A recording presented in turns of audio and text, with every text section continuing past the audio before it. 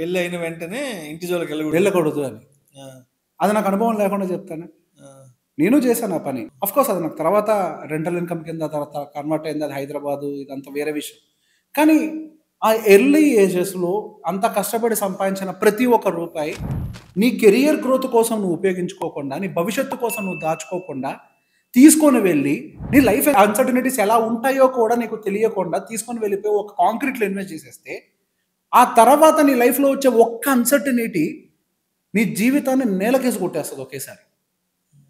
That's what exactly happened. చాలా సంపాదించాం. I'm empanelled to the Telangana government. వైద్య విధాన పరిషత్‌లో ఎన్నో గవర్నమెంట్ హాస్పిటల్ రెనోవేషన్స్ చేశాము. పైలట్ ప్రోగ్రామ్ రన్ చేశాము. ఒక రెగ్యులర్ ప్రాసెస్‌లో కాకుండా like we used to report only to the commissioner, the collectors. ఆ లెవెల్‌లో వర్క్ చేసి డబ్బులంతా సంపాదించి పెట్టుబడి అక్కడ పెట్టిన తర్వాత లైఫ్‌లో వచ్చిన ఒక చిన్న అన్‌సర్టెనిటీ మనిషిని కుదేలు చేసేస్తది. అందుకే ఎర్లీ ఏజెస్‌లో ఇల్లు కొనొద్దు.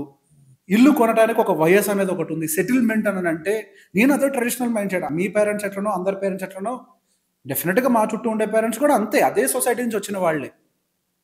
అక్కడ జరిగిన మిస్టేక్ నాకు ఒక లైఫ్ లెసన్‌గా మారి ఎవరెన్ని చెప్పినా గాని బలంగా నేను చెప్పేది ఏంటంటే ఎర్లీ ఏజ్‌లో కొనొద్దు. ఒక్క అన్‌సర్టెనిటీ వస్తే తట్టుకునే శక్తి ఆ వయస్సులో మనకు ఉండదు.